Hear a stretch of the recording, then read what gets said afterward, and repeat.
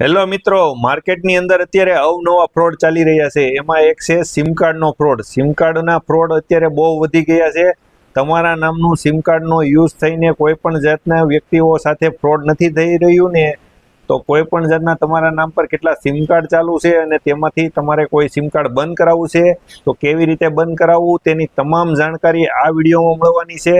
અને તમારા કોઈ પણ નજીકના વ્યક્તિઓ હોય તો તેને તમારા મિત્ર સંબંધીને આ વિડીયો શેર કરી દેજો, કારણ કે આ બધા જ વ્યક્તિઓને કામમાં આવે તેવી માહિતી છે।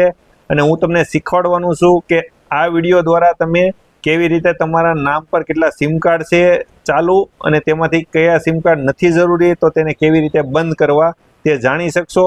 અને તમારે જો તેની લિંક જોતી હોય તો કોમેન્ટમાં હાય લખીને લખજો, એટલે હું તમને તેની લિંક મોકલી આપીશ, જેથી તમે ગવર્મેન્ટ એપ્રુવલ વેબસાઇટ પર જઈને તમારા નામ પર કેટલા સિમ કાર્ડ છે તે જાણી શકશો। અને તમારે કોઈ સિમ કાર્ડ બંધ કરાવવું છે તો તેમાંથી તમે બંધ કરાવી શકશો। અને આ પ્રોસેસ તમે આગળ વિડીયોમાં જોશો। તો હવે જો આ રીતના તમારે પ્રોસેસ કરવાની છે। લિંક મળ્યા પછી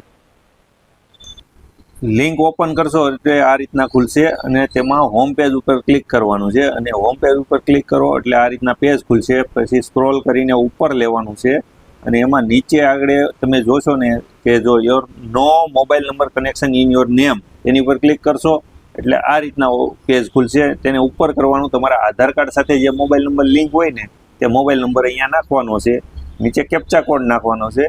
વેલિડેશન કેપ્ચા કોડ કરશો એટલે તમારા જે આધાર કાર્ડ સાથે મોબાઈલ નંબર લિંક હશે તેના પર ઓટીપી આવે, તે ઓટીપીને અહીંયા નાખશો અને ઓટીપી નાખ્યા પછી તેને લોગિન કરશો એટલે તમને તમારા જેટલા આધાર કાર્ડ સાથે તમારા જે નામ પર એક્ટિવેટેડ થયેલા મોબાઈલ નંબર છે ને તે તમામ મોબાઈલ નંબરનું લિસ્ટ આવી રીતે ખુલી જશે। જો આ લોગિન કર્યું એટલે આ બધા જે મારા આધાર કાર્ડ ઉપર છે તો એ બધા નંબર આ રીતના ખુલી જશે। તેમાં 6 આંકડા લખેલા છે એટલે આપણા જે મોબાઈલ નંબર હોય તે મેચ કરી લેવાના ઘરના અને આ રીતના ચેક થશે। અને તમારે જો બંધ કરવો હોય તો નોટ રિક્વાયર્ડ બટન ઉપર ક્લિક કરવાનું છે, બસ।